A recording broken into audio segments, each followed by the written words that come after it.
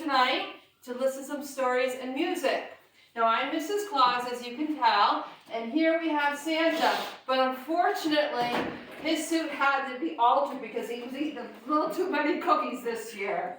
So thank you for joining us, and please settle down and listen to a wonderful story by Santa Claus. Good evening, everybody. I have my favorite story to read tonight, The Night Before Christmas. I hope everybody enjoys it.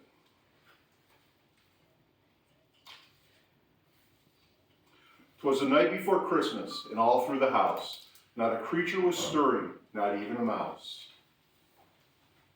The stockings were hung by the chimney with care, in hopes that St. Nicholas soon would be there. The children were nestled, all snug in their beds, with visions of sugar plums dancing in their heads. And Mama in her kerchief, and I in my cap, had just settled down for a long winter's nap. When out on the lawn there arose such a clatter, I sprang from the bed to see what was the matter. Away to the window I flew like a flash, tore open the shutters, and threw up the sash. The moon on the breast of the new fallen snow gave a luster of midday to the objects below. When what to my wondering eye should appear but a miniature sleigh and 8 tiny reindeer.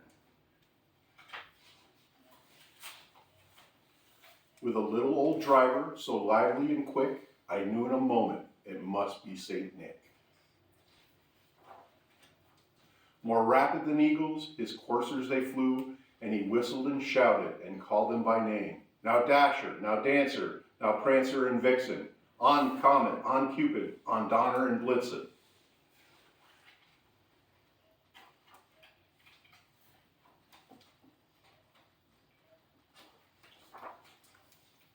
To the top of the porch, to the top of the wall, now dash away all. As dry leaves that before the wild hurricane fly, when they meet with an obstacle, mount to the sky. So up to the housetop the coursers they flew, with a sleigh full of toys, and St. Nicholas too. And then in a twinkling I heard on the roof the prancing and pawing of each little hoof.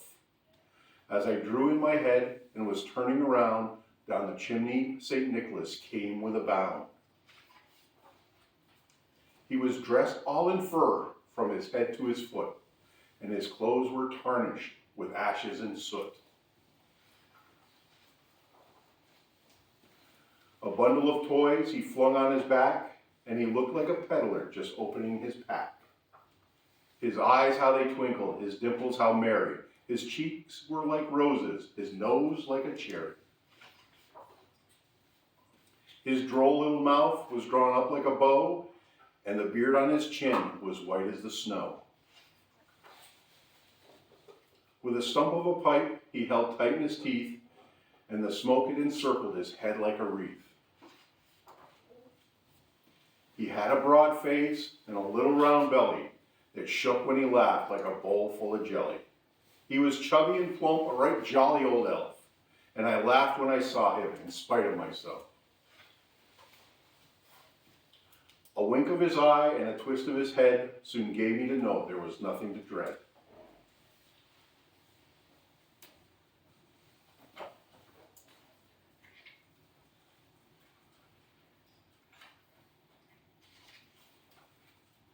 He spoke not a word, but went straight to his work and filled all the stockings, and then turned with a jerk, and laying a finger aside his nose and giving a nod, up the chimney he rose.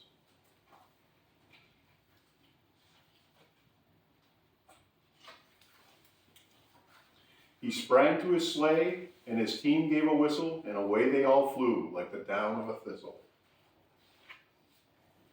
But I heard him exclaim, ere he drove out of sight, Merry Christmas to all, and to all a good night.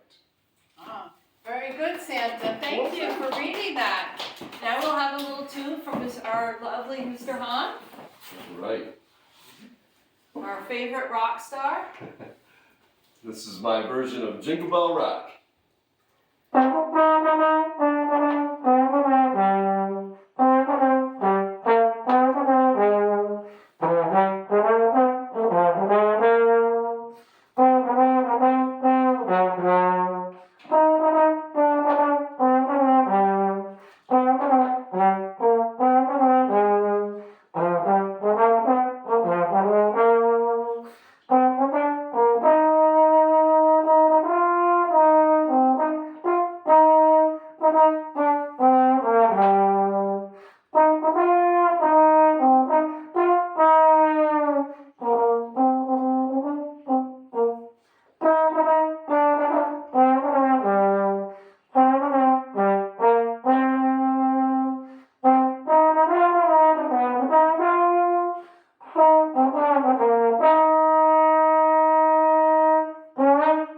That was wonderful. Santa, doesn't that, you should take me out dancing. We I should have should. danced to that. I know. That would have been wonderful. Next time. Next time, there you go. Okay, I got a special treat for you guys. This is one of my new favorite Christmas stories, and it's called A Christmas for Bear, and it's by Bonnie Becker and illustrated by Katie McDonald Denton. Now, Santa, I know we've been eating too many cookies lately. That's why he's not wearing his Santa suit. But do you like pickles? I love pickles. Well, I have here some. These are good for you.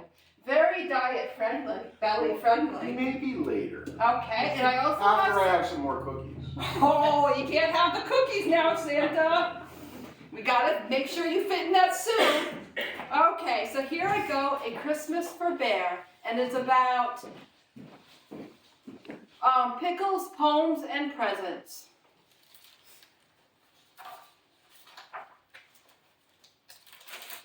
Bear had never had a real Christmas.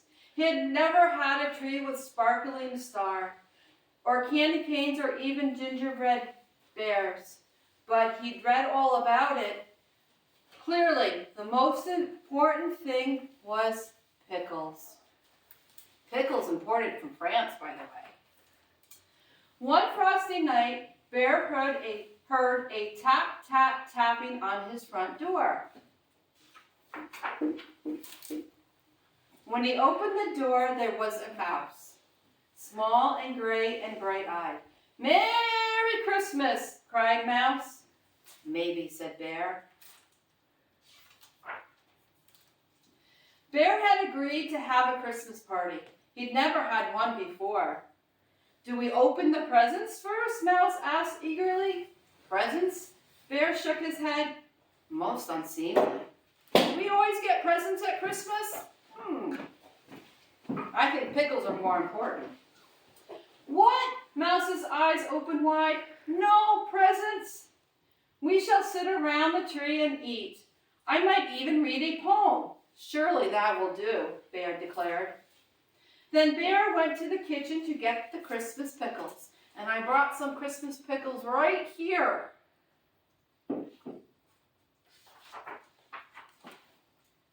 But when he came back, no Mouse. "Mouse, where are you?" Mouse didn't answer. Where do you think Mouse could be?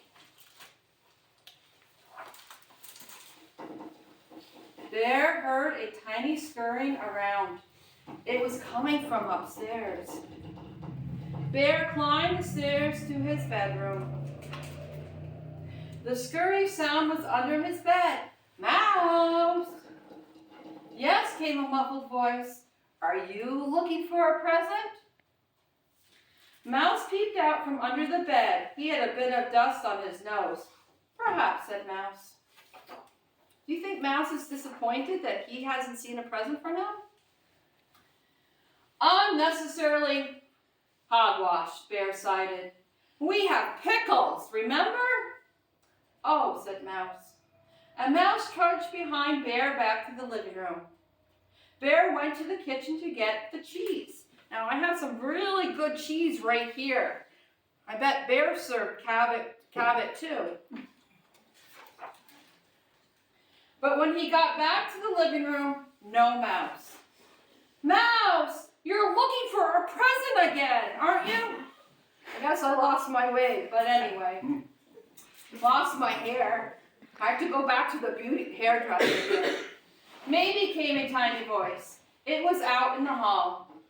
Bear opened the closet door. There was Mouse, small and gray and guilty-eyed. Not even one tiny present, squeaked Mouse. The pickles are from France, declared Bear. But surely, said Mouse. And furthermore, continued Bear, I shall be reading a long and difficult poem. Let's see if you can recognize the poem that he reads. Then Bear headed back near the kitchen to get the cookies. But before he got there, he quietly turned and tiptoed back to the living room. No Mouse, of course. Mouse! Mouse scampered out from behind the tree and tinsel dangling from ear to ear. Pickles and poems, bellowed Mouse. That is the Christmas spirit. Yes, Bear, said Mouse.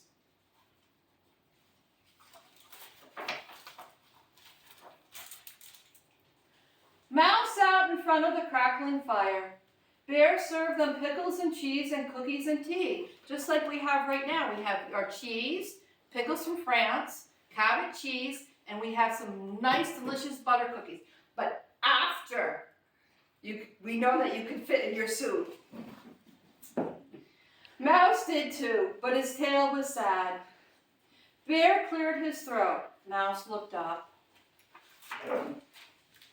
'Twas the night before Christmas, Bear pronounced, when all through the house and a creature was stirring, not even a mouse. Bear stared sternly at Mouse. The pickles are wonderful, whispered Mouse. Bear continued, the stockings were hung by the chimney with care.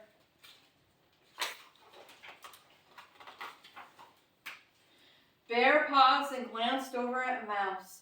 Mouse took a morsel of his pickle. The stockings were hung by the chimney with care. Bear repeated more loudly. The stockings! Where do you think the stockings are? What do you think what do you think could be in the stockings?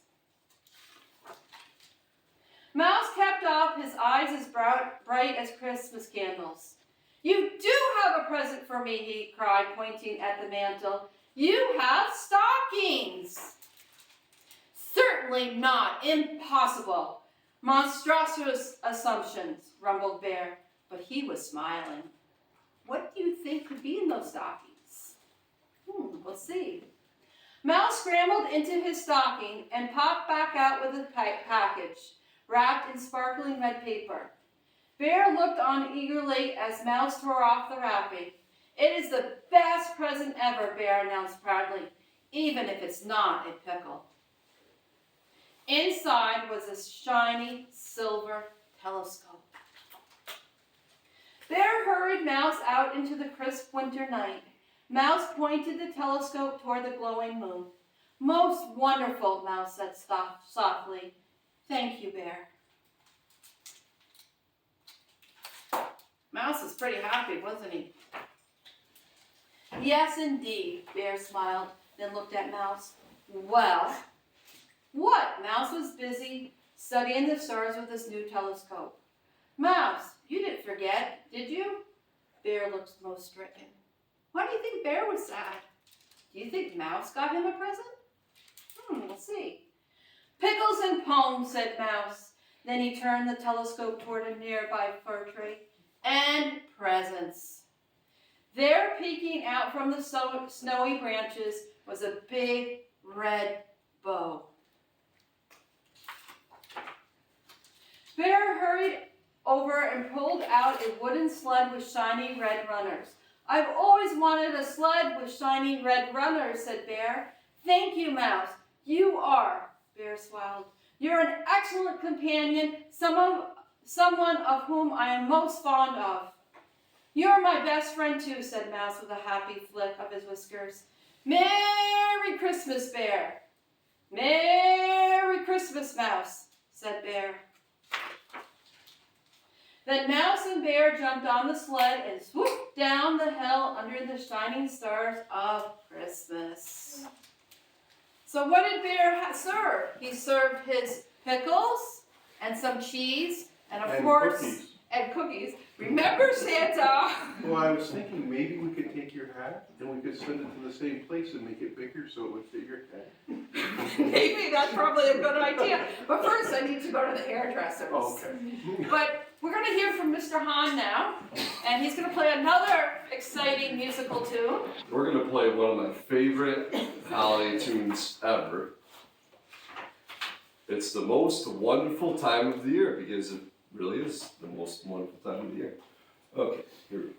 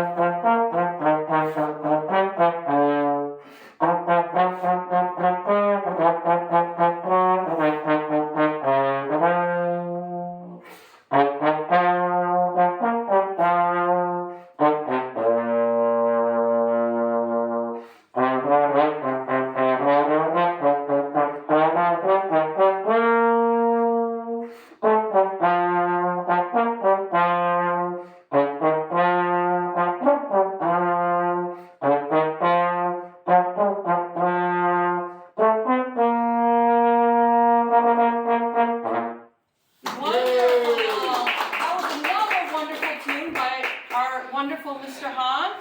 Now, since COVID, we've had a lot of trouble getting help. Oh, it's terrible. Terrible. So a lot of the elves are sick right now and Santa needs help. Who do you think should help Santa? I thought Mrs. Claus, but she's busy. I'm busy baking those cookies and making pickles. So, we have a book that's going to tell you all about who's going to help us get ready for Christmas this year. Who will help Santa this year? And it starts off with, the job was too big. I couldn't make all the toys myself. Here's a pile of all the letters that came up asking for things.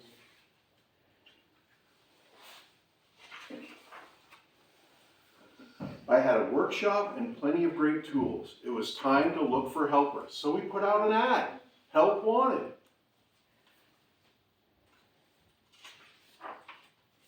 I tried dragons. Achoo. The toys got cooked.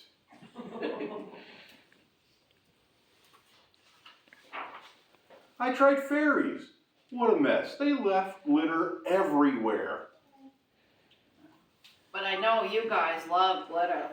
Well, I like a little, especially on my, my eyes, around my eyes. It comes out nice. Gives you that twinkle. That's right. Bigfoot was a gigantic mistake. Only his big toe could fit through the door. See how big he was? Do you think that would work with Santa? I like to be the biggest guy in the room. You certainly are, dear. I tried mummies. They were really good at rapping.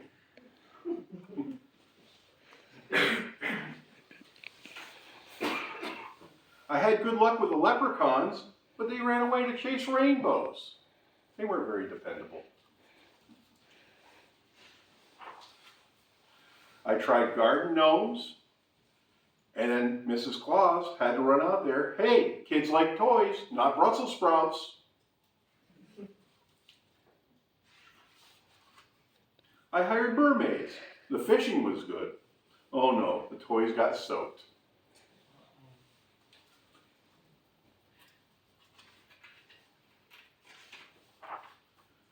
Aliens only made spaceships and funny noises. Meep, meep, and they never heard of Christmas.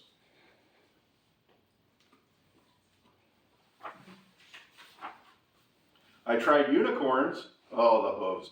They couldn't hold on to the tools at all. No thumbs. Gotta have thumbs.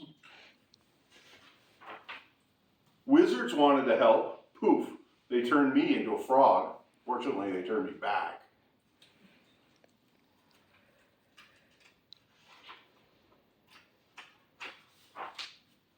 Elves came looking for work. They had great advice.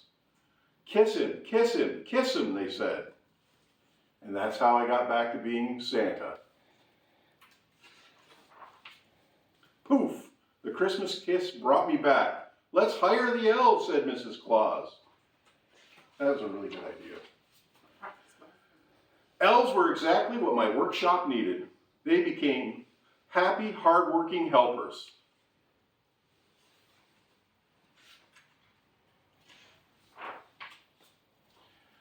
Now that the toys are made, we can all go on vacation. I think we're all due for one. Cowabunga. There. Well, I hope you enjoyed your stories. Maybe you would like to come and help Santa make all the wonderful toys and eat cookies, of course. Lots of cookies. Lots of cookies. You need some chocolate chip. Oh, those are butter, dear. I know, chocolate chip. Those are my Okay. Well, we'll have to get working on that. I better go home now. We're going to hear one more tune from Mr. Hahn. We wish you a Merry Christmas, and thank you for joining us tonight. Thank you very much for coming. Merry Christmas. Merry Christmas. Ho, ho, Ho, ho, ho. ho. There you go.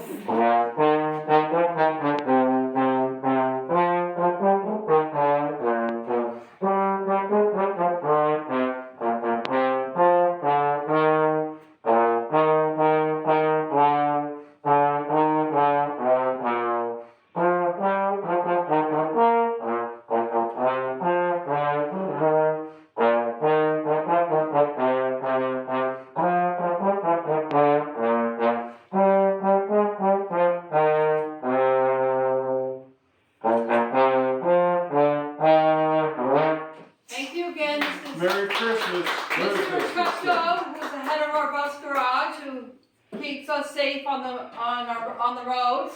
Mr. Hahn, our wonderful rock star band music teacher. And I'm Mrs. Harvey, the wacky librarian here at Salmon River.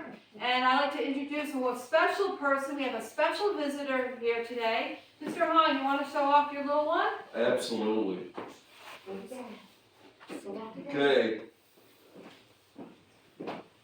We have the one and only Micah Victoria Hahn, 17 months old.